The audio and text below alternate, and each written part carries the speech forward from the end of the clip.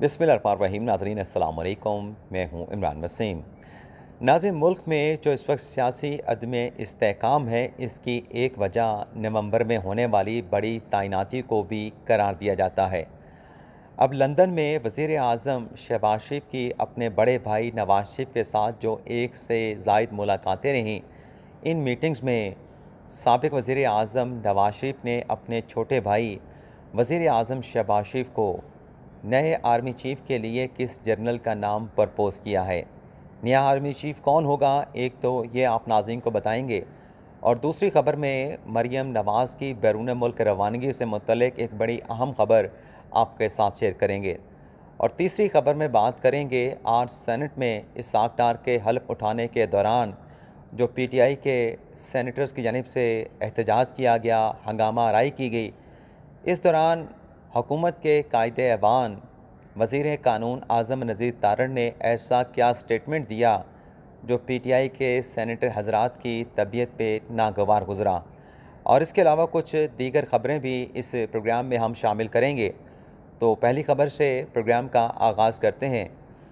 नाज़रीन, लंदन में जो मरियम औरंगज़ेब के साथ एक नाखुशगवार वाक़या पेश आया, PTI के कारकुनान की जानिब से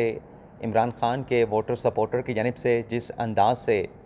मरियम औरंगज़ेब को हरासा किया गया, ज़दोकोब किया गया, उस पर हुकूमत ने यह फ़ैसला किया था, जो ज़राए से हमने ख़बर पिछले वीलॉग में आपके साथ शेयर की थी, कि वो मरियम औरंगज़ेब को जो हरासा करने वाले अफराद थे, उसमें से 14 अफराद की शनाख्त की गई, जिसमें 4 ख़वातीन और 10 मर्द हज़रात शामिल थे। और उस ख़बर में ये कहा गया कि हुकूमत की जानिब से फ़ैसला किया गया है कि इन 10 अफराद के जो पासपोर्ट हैं, जो ID कार्ड हैं और जो नाइकॉब कार्ड हैं, उनको मनसूख किया जाएगा। अब इस ख़बर के बाद नाज़रीन डेवलपमेंट ये हुई है कि इस मामले पे वज़ारत दाखिला का मौक़िफ़ सामने आया है, और जो ज़राए से ख़बर सामने आई है उसमें यह कहा गया है कि ये जो ख़बरें चल रही हैं कि लंदन में मरियम औरंगज़ेब को जिन 14 अफराद ने हरासा किया, जिनका रवैया मरियम औरंगज़ेब के साथ नामुनासिब था, इन अफराद के नामुनासिब रवैये पे इनके जो शनाख्ती कार्ड हैं, इनका जो पासपोर्ट है और जो नाइकॉब कार्ड है और उनके जो कैरेक्टर सर्टिफिकेट हैं, उन्हें सिर्फ़ गैर मुनासिब रवैया होने पे जो है वो मनसूख या मुअत्तल नहीं किया जा सकता। वज़ारत दाखिला के ज़राए का ये बयान सामने आया है, जिसमें यह कहा गया है कि अगर इनके ख़िलाफ़ किसी किस्म का कोई एक्शन लेना है, इनके पासपोर्ट से मुतल्लिक, इनके ID कार्ड से मुतल्लिक या नाइकॉब कार्ड से मुतल्लिक, तो उसका रास्ता जो है वो लीगल रास्ता है, अदालत का रास्ता है। अदालत के बग़ैर, अदालत की मदाखलत के बग़ैर इनके जो पासपोर्ट हैं, जो शनाख्ती कार्ड हैं या नाइकॉब है, उस पर वज़ारत दाखिला किसी किस्म का कोई अल्टीमेट डिसीजन जो है वो नहीं ले सकती। तो एक तो ये ख़बर आपके साथ शेयर करनी थी। वैसे तो आज साबिक़ वज़ीर आज़म इमरान ख़ान जो है पेशावर में उलमा मशाइख़ के साथ उन्होंने ख़िताब किया। कल वो लाहौर में उलमा मशाइख़ के साथ ख़िताब करके आए थे। आज पेशावर में उन्होंने उलमा मशाइख़ को दीन और इस्लाम की तालीमात से मुतल्लिक़ ख़ान साहब ने दर्स दिया, पैगाम दिया। लेकिन ख़ान साहब की इस तकरीर के हवाले से सिर्फ मैं 2 बातें आपके साथ रखना चाहूँगा, आपके सामने रखना चाहूँगा। एक, ख़ान साहब ने कहा कि नबी पाक सल्लल्लाहु अलैहि वसल्लम ने, आका दो जहान ने जब रियासत मदीना की बुनियाद रखी,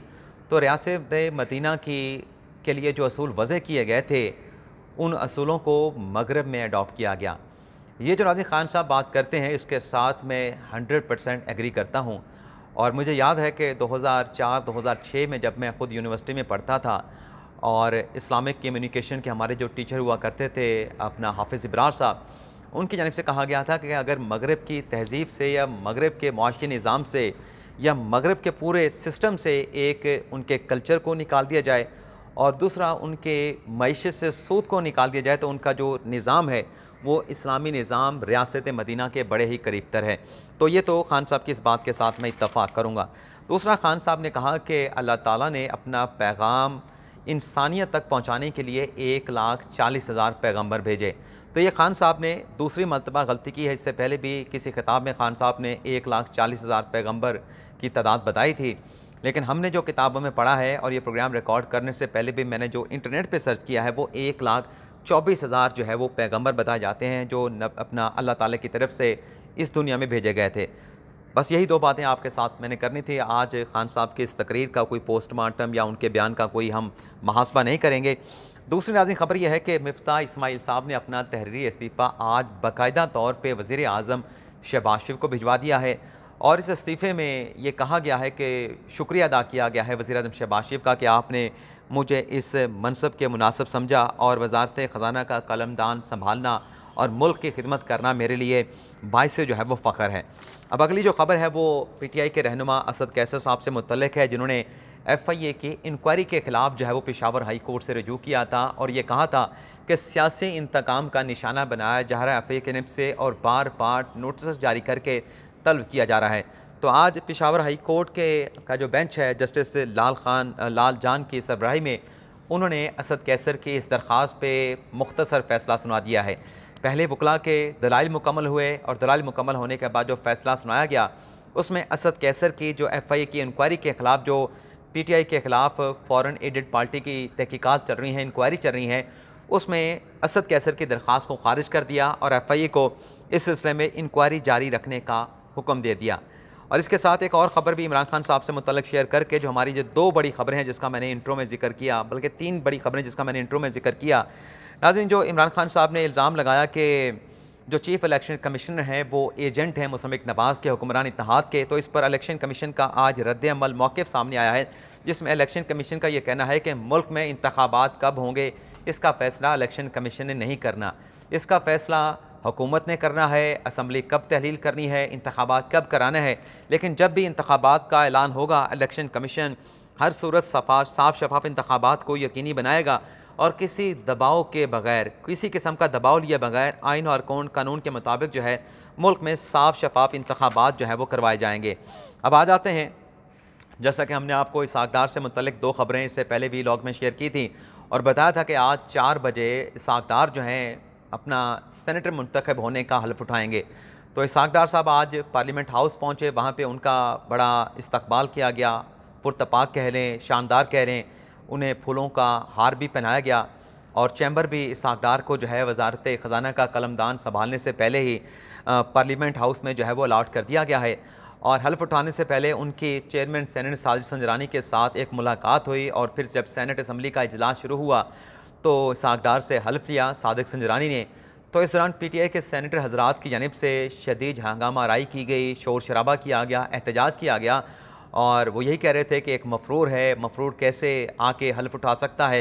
लेकिन इस दौरान सादिक संजरानी की जानिब से माइक दिया गया मुसम्मिक नवाज़ के जो कायदे अबान हैं आज़म नज़ीर तारड़,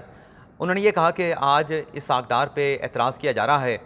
कानून ने जो रास्ता दिया है, आइन की जो मंशा है उसके मुताबिक इसहाक डार ने जो प्रोसीजर था उसको अडॉप्ट किया।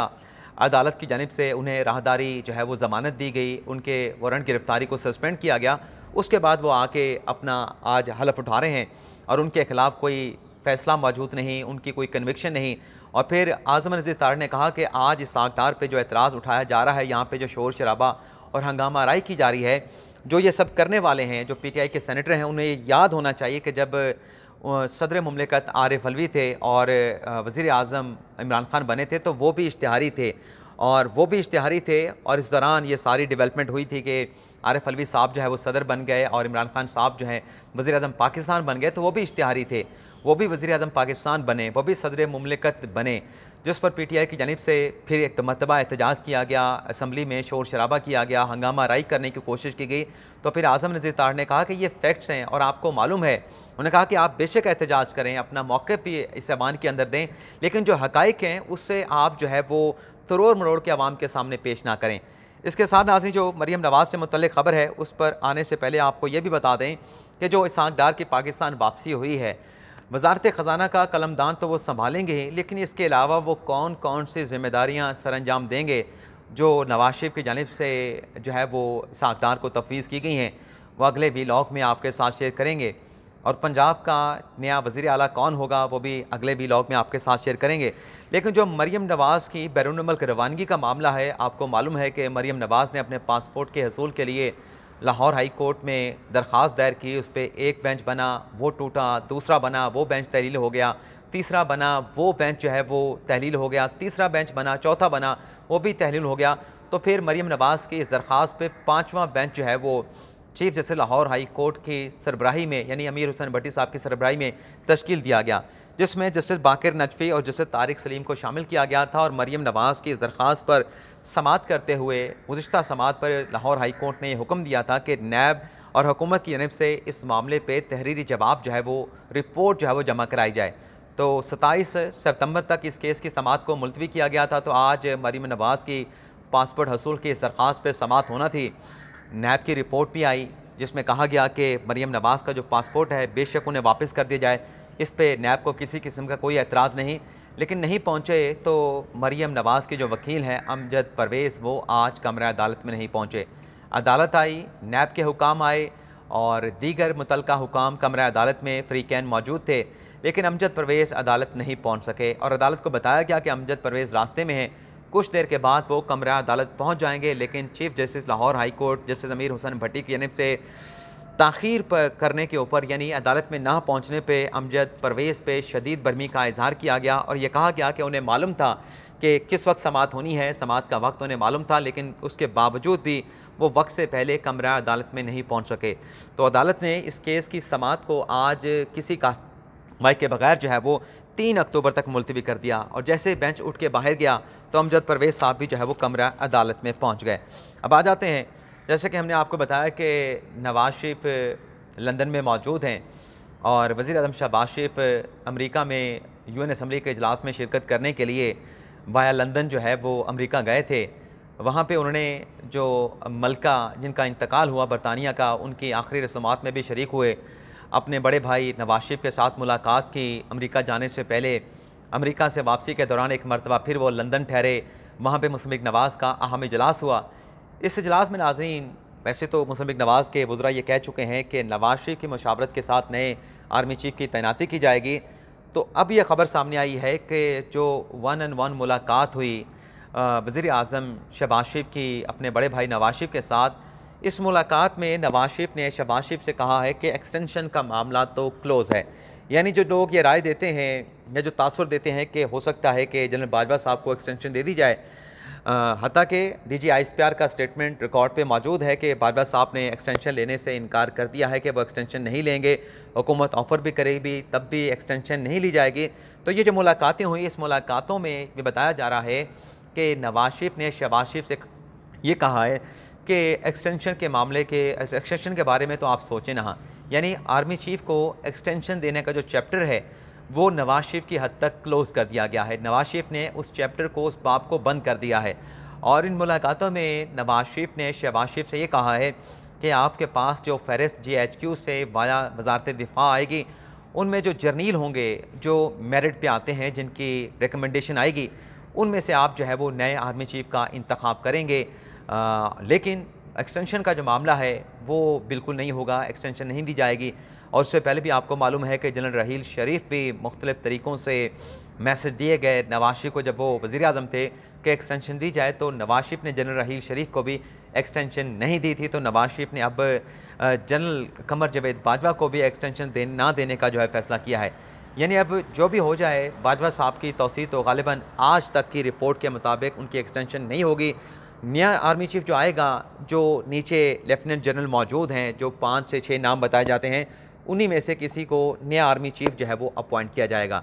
तो ये आज का हमारा व्लॉग, आपसे इजाज़त चाहते हैं। अल्लाह ताला हम सब का हामी नासिर हो। अपनी ढेर सारी दुआओं में याद रखिएगा। अल्लाह हाफ़िज़।